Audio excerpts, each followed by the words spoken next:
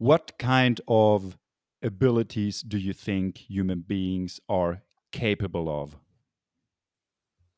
Well, first of all, the category of woo woo is just the rational, secular worldview making fun of something it doesn't understand. That's all. That's all it is. It's just it's something you pull out of the sky. It's like the word hallucination or the silly idea that extraordinary claims require extraordinary evidence. It's just like who says Carl Sagan? Okay, he said that. So what? Um, Extraordinary claims are always in relationship to a worldview, and these are not extraordinary claims in other worldviews. So I just think the whole thing is nonsense, but it's nonsense that makes sense in a particular worldview. In terms of what people are capable of, I mean, we've known this for millennia. You know, human beings have been connecting to other human beings as far as we can see back. They've been seeing things come out of the sky as far as we can see back. They've been reading each other's minds and hearts as far as we can see back. And our ancestors coded this in religious terms, but we're not coding that today in religious terms necessarily. Um, so I think we should listen to these experiences and not dismiss them. It's not to say we take their content literally. This is where people mishear me. In some ways, I believe everything. In other ways, I believe nothing. When someone has a near-death experience, well, they had a near-death experience, but it's not that I want to sign my name to their vision of heaven, or the afterlife. I don't. I think that was culturally mediated and historically conditioned. So I think what a human being is just depends very much on your worldview, and if you talk to human beings, if you sit with them and listen to them, they're always, not always, but they're usually talking about things that don't make any sense in a particular worldview. But they still happen. So obviously, human beings are capable of that. The issue is that the paranormal, as we call it since 1903, has always been weaponized. It's always been used. One of the first things that human beings did when they discovered magical abilities is they used them to do things like hunt, kill other animals, or go to war, kill other human beings, or seduce another human being. I mean, magical abilities have always been used for these ends.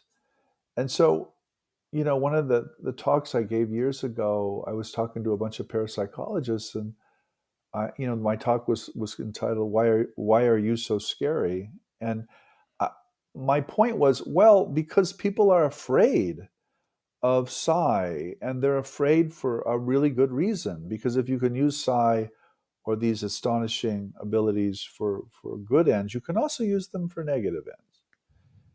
And so I think people are naturally fearful, and I think, okay, so they're fearful. All right, that doesn't mean that, again, those powers don't exist. It just means people are afraid of them.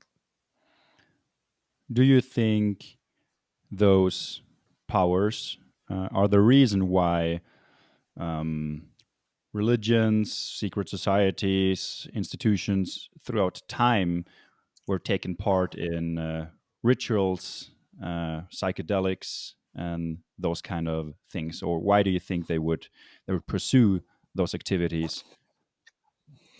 I think human beings naturally pursue altered states. I think we don't want to just be social animals. We don't want to be caught in this particular state of mind. We naturally want to exceed or excess ourselves. And so the species has always, as far as we can see back, participated in rituals involving psychoactive plants, psychedelic substances, rituals that are induce altered states, near-death experiences. I mean, again, I just think this is what a human being is. It's a being or a presence that knows different states of consciousness and embodiment, not just one.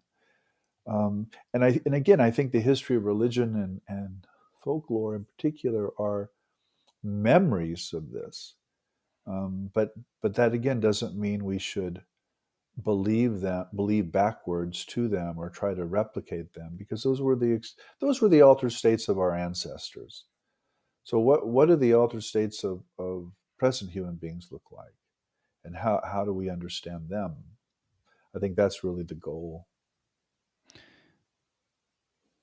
How can one achieve those altered states of consciousness, those heightened states of consciousness? There is so much information out there. What is your take on how to go about doing so? Well, my take is be careful. Beware. Um, those altered states are not necessarily positive vis-a-vis the social ego. In other words, I wouldn't suggest these altered states to people, or certainly to my students, because they can be quite dangerous.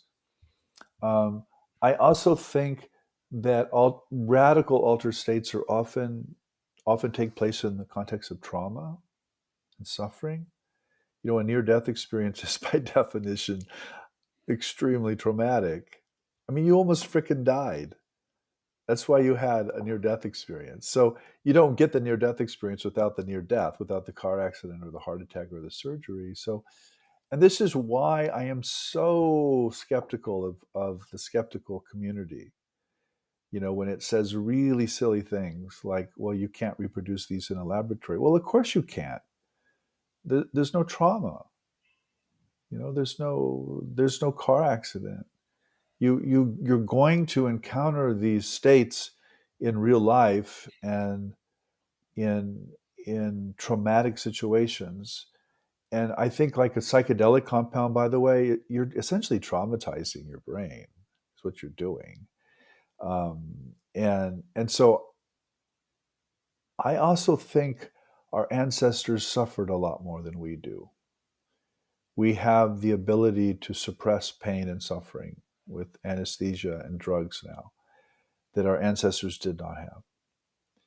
And so I think that doesn't mean we don't suffer. I understand we suffer and we die and all those things. But I think in general, modern Western human beings have the capacity to suppress pain and trauma and suffering in a way that our ancestors did not.